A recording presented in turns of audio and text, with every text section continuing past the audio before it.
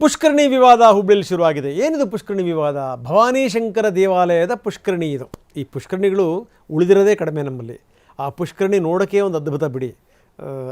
ಒಂಥರ ಸಂಸ್ಕಾರದ ಕೇಂದ್ರ ಬಿಂದು ಆ ಪುಷ್ಕರಣಿ. ಜೊತೆಗೇನು ಅಂದರೆ ನೀರು ಇಂಗಲಿಕ್ಕೆ, ನೀರು ಉಳಿಲಿಕ್ಕೆ ಬಹಳ ಅದ್ಭುತ. ಆದರೆ ಅಲ್ಲೊಂದು ವಿವಾದಿತ ಸ್ಥಳ, ಅಲ್ಲಿ ರಸ್ತೆ ಮಾಡಿದ್ರು. ಈಗ ಅಲ್ಲಿ BJP ಕಾರ್ಯಕರ್ತರು ಮತ್ತು ಹಿಂದೂ ಸಂಘಟನೆಯವರು ನುಗ್ಗಲಿಕ್ಕೆ ಪ್ರಯತ್ನಪಟ್ಟರು.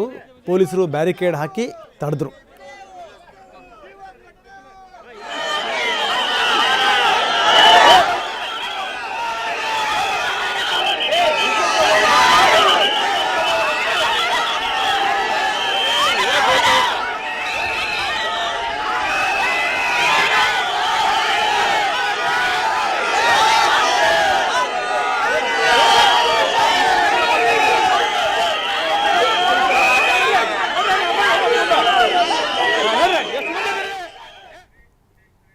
ಸ್ಥಳೀಯ ಶಾಸಕರಾದಂಥ ಅರವಿಂದ್ ಬೆಲ್ಲದವರು, ಮಹೇಶ್ ತೆಂಗಿನಕಾಯಿ ಅವರು, ಪ್ರದೀಪ್ ಶೆಟ್ಟರ್ ಅವರು ಸೇರಿದಂತೆ ಭಾಳಷ್ಟು ಜನ ಹಿಂದೂ ಸಂಘಟನೆ ಪದಾಧಿಕಾರಿಗಳು ಮತ್ತು ಕಾರ್ಯಕರ್ತರು ಭಾಗವಹಿಸಿದರು.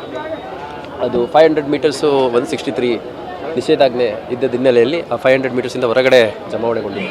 ಆ ನಂತರದಲ್ಲಿ ಅವರು ಕಾಮಗಾರಿ ನಡೆದಿರುವಂಥ ಸ್ಥಳಕ್ಕೆ ಹೋಗ್ತೀವಿ ಅಂತ ಮುಂದಾದಾಗ ಅವ್ರನ್ನ ಮುಂಜಾಗ್ರತಾ ಕ್ರಮವಾಗಿ ವಶಕ್ಕೆ ತೊಗೊಂಡಿದ್ದೀವಿ. ಸುಮಾರು 200ಕ್ಕೂ ಹೆಚ್ಚು ಕಾರ್ಯಕರ್ತರನ್ನು ವಶಕ್ಕೆ ತೊಗೊಂಡಿದ್ದೀವಿ.